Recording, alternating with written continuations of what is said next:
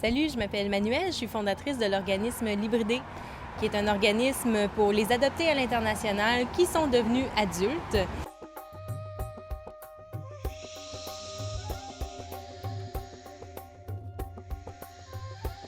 Ce soir, on fait un rassemblement d'adoptés coréens parce qu'il y a plusieurs adoptés coréens de la génération d'environ 30 à 40 ans présentement au Québec.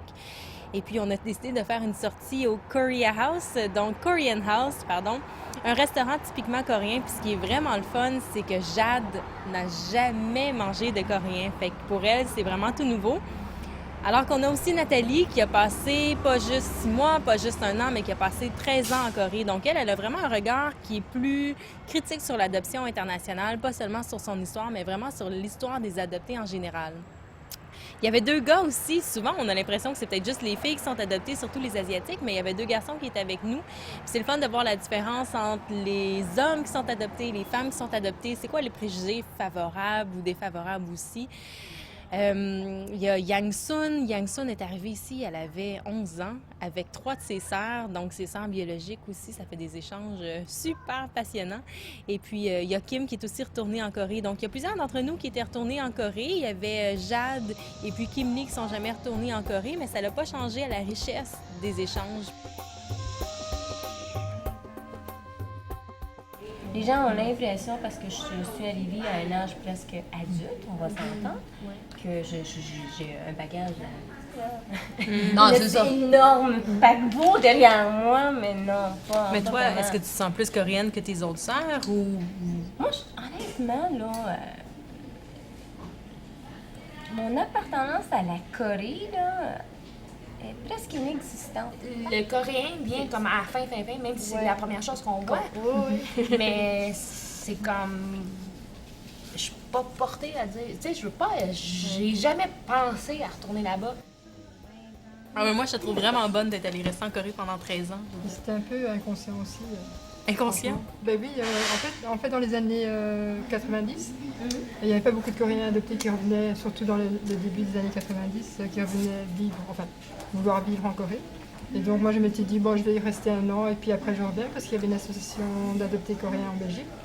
Et donc, c'est à cause de ça que je suis restée 1 an. Et puis, la première année, c'était pour apprendre le coréen, pour comprendre la mentalité aussi. Puis après la première année, je me suis dit, ben, je vais pas repartir maintenant, parce que l'association va se faire maintenant.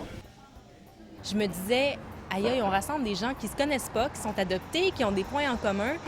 Mais est-ce qu'on va vraiment avoir quelque chose à se dire? Est-ce qu'il faut préparer des questions? Est-ce qu'il va falloir soulever le débat un petit peu? Mais non, finalement, on est arrivés tous à des moments différents.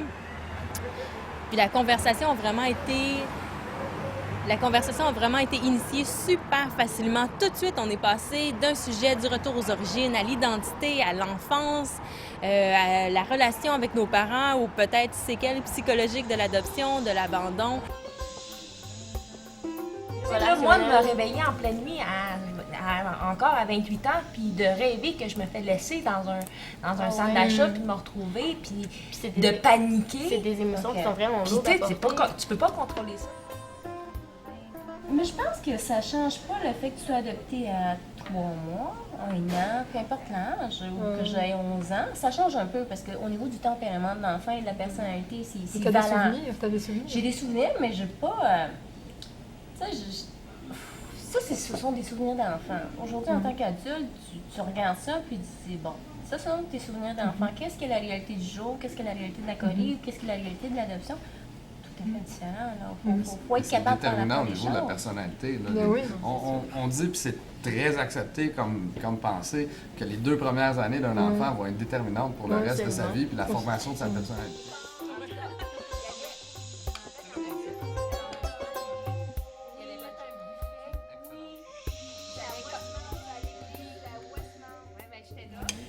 Moi aussi, j'ai trouvé ça dur, mais j'ai été dans une grosse phase de déni pendant vraiment longtemps. Puis je te dirais jusqu'à...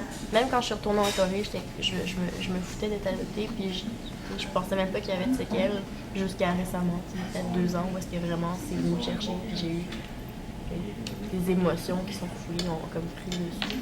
Mais Jade posait la question tantôt, est-ce que toi, t'aurais été content de grandir en Corée ou t'es content de la vie que t'as ici ou si t'avais le choix, mettons, entre les Ah deux? non, c'est la vie ici. De toute façon, en grandissant ici, en ayant justement la personnalité québécoise, mais on a la chance de pouvoir faire la comparative entre le Québec et la Corée. Tandis que quand je suis retourné en Corée puis j'ai vu les Coréens, je ne peux pas faire ce comparatif-là.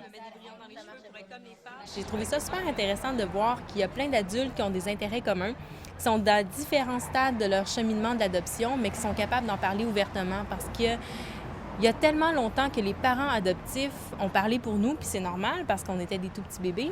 Mais maintenant, on n'est plus des bébés, on n'est plus des enfants, on est des adultes. On a une réflexion face à notre adoption.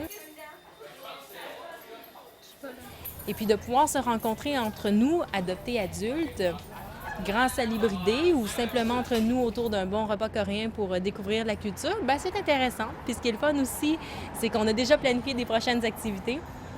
Fait que ça veut dire qu'il y a une petite communauté qui est en train de se créer parce qu'on a des points en commun, parce qu'enfin, on a des gens avec qui on peut partager, qui nous comprennent.